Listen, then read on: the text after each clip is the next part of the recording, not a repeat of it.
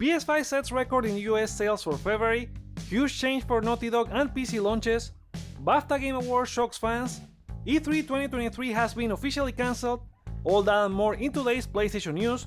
Let's get to them. PlayStation Plus April games announced.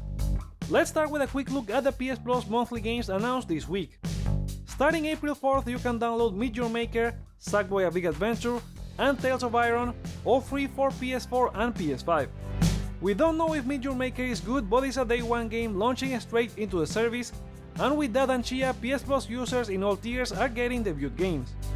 Sackboy: A Big Adventure is a lot of fun, and Tales of Iron is a great game that went under the radar for me.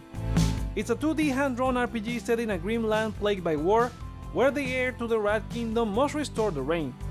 It has Doug Cockle, who does Geralt of Rivia's voice in The Witcher, narrating the story, and includes its DLC Bloody Whiskers for free. Overall, I think it's a good month even if the games are not the most popular. You guys agree with 88% of you voting it as a 3-star or above lineup. The next update for PS Plus will be on April 12th, when we'll know the game catalog lineup. But what do you think about the monthly games for April? Sound off in the comments. PS5 sets record in US sales for February. PS5 continues to get massive sales results in all regions since the stock improvement in January this year, according to Matt Piscatella from Circana, previously known as NPD. In February in the US, PS5 was the best-selling hardware in both units and dollar sales for the month and year to date, with the latter improving by 29% when compared to the same period last year. PS5 was also the driver for hardware spending, which totaled $495 million, a 68% increase when compared to February last year. Accessories also grew by 13% to $212 million.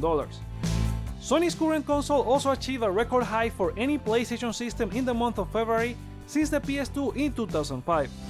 Switching to games, Hogwarts Legacy took the top spot with Call of Duty Modern Warfare 2 in second and Dead Space Remake in third place. Hogwarts Legacy was not only the best-selling game in February, but is also the best 2023 game year to date across each platform. Alongside Hogwarts, February debuts such as Wild Hearts, Like a Dragon Ishin, and Octopath Traveler 2 were in the top 10. PS5 exclusives highlights include The Last of Us Part 1 going from 11th to 6th place, and Part 2 climbing from 23rd to 18th, both due to the HBO show. God of War Ragnarok fell out of the top 10 but only by one spot, while Forspoken debuted at number 7 in the January rankings but is nowhere to be found in the top 20 this time. Video game spending grew by 1% to $3.9 billion compared to last year, with digital spending from consoles and PC covering a decline in mobile. The total spending for hardware, games, and accessories on all platforms was $4.6 billion, a 6% increase when compared to February last year.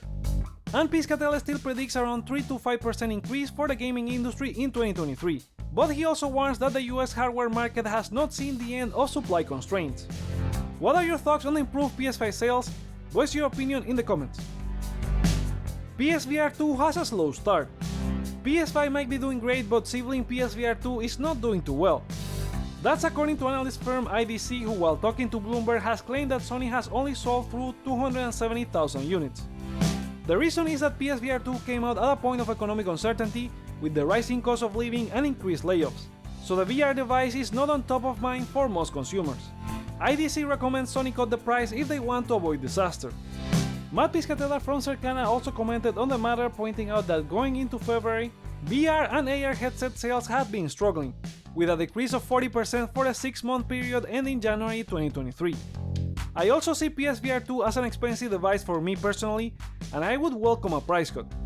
But putting it in perspective with the original PSVR, its price wasn't outrageous. PSVR launched at $399, which was the same price as PS4 back in October 2016, and it's also cheaper if you compare it to high-end VR headsets which require a PC as well. According to Sony, by February 2017, PSVR was close to 1 million, with 915,000 units to be exact.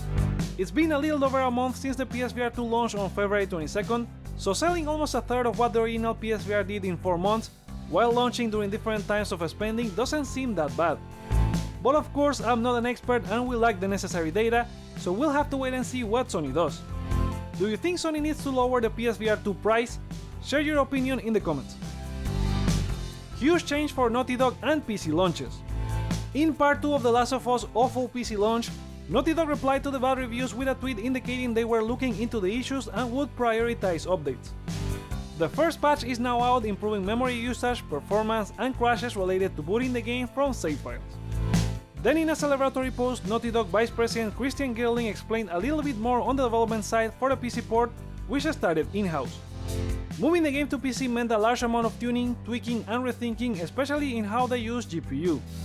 The big change for the studio related to PC development is they now will develop in-house for both PlayStation and PC, as they incorporate lessons learned from previous releases into the overall design of their games. And they look forward to sharing more whether you prefer a DualSense or mouse and keyboard. Sony and Naughty Dog went to Iron Galaxy for support for the Uncharted Legacy of Thieves collection and The Last of Us for PC, so this likely means they will do all in-house or get support from their brothers and sisters over at Nixxes and Valkyrie Entertainment for future PC ports. Gerling also thanked The Last of Us community for their support. Hopefully they can continue fixing the PC issues for Part 1 and their future games on the platform won't have issues to this scale again. What do you think about The Last of Us issues on PC and Naughty Dog's response? Share with us in the comments. BAFTA Game Awards shocks fans. BAFTA Game Awards happened yesterday and they delivered a huge surprise to gaming fans, as neither God of War Ragnarok nor Elden Ring won the best game of the year. Sony Santa Monica entered as a favorite, with Ragnarok having scored 14 nominations, a record in the history of the event. God of War did leave with more awards than any other game, with 6 of those 14, including Best Animation, Audio Achievement, Best Performer in a Supporting Role with Laia de Leon Hayes as Angerboda, Best Performer in a Leading Role with Christopher Judge as Kratos, Best Music, and EE Game of the Year as a voting category. Following Ragnarok were Elden Ring and Tunic with 2 awards. The first scored Best Original Property and Best Multiplayer, while the Zelda-inspired Fox Adventure got Artistic Achievement and Best Debut Game. Vampire Survivors, probably to the surprise of gaming fans, managed to outperform God of War Ragnarok and Elden Ring to get the Best Game Award and Best Game Design. My favorite in this was obviously Ragnarok, but the little I've played of Vampire Survivors is a very addicting game, so hoping it arrives soon on PlayStation. Other winners included Final Fantasy XIV with the Best Evolving Game, Rollerdrome as the Best British Game, Immortality took Best Narrative, Horizon Forbidden West got a Technical Achievement, Kirby and the Forgotten Land as the Best Family Game, and Endling Extinction is Forever took Best Game Beyond Entertainment. Lastly, PlayStation Shuhei Yoshida was recognized with the 2023 BAFTA Games Fellowship for his incredible impact on the games industry. Congrats to all the winners for an amazing year of games. Do you agree with Vampire Survivors taking Game of the Year? Let us know in the comments. E3 2023 has been officially cancelled. ReedPop and the ESA have officially cancelled E3 as they announced on Twitter. This was expected on the heels of Ubisoft, Sega, Tencent and Devolver Digital all announcing this week they would not be a part of the event. The confirmation came a few minutes after IGN broke the news, since 2 sources shared with them an email sent by the ESA where it was said that E3 remains a beloved event and brand, but this year's attempt simply did not garner the sustained interest necessary to execute it in a way that would showcase the size, strength, and impact of the industry. Kyle Marsden-Kish, Global VP of Gaming at ReedPop, shared an official statement indicating that it was a difficult decision given their and partners' efforts toward making the event happen. But they understand that the interested companies wouldn't have playable demos ready, and that resourcing challenges made being at E3 this summer an obstacle they couldn't overcome. IGN notes that their press release ends by saying both ReedPop and the ESA will continue working together on future E3 events, so it remains to be seen if the show will return at some point in the future. I liked E3 and even went a couple of times, but keeping it a business event while opening to the public is probably a challenge. And with companies cutting resources and the rise of digital media events, all the odds were stacked against E3. Now Summer Game Fest will take its place. Do you think the time for E3 has passed? Sound off in the comments. Business as usual for Activision despite being disappointed at Sony. As more and more regulators tune in favor of the Microsoft-Activision merger, Activision CEO Bobby Kotick has addressed their future in a blog update, as they remain confident the deal will be completed.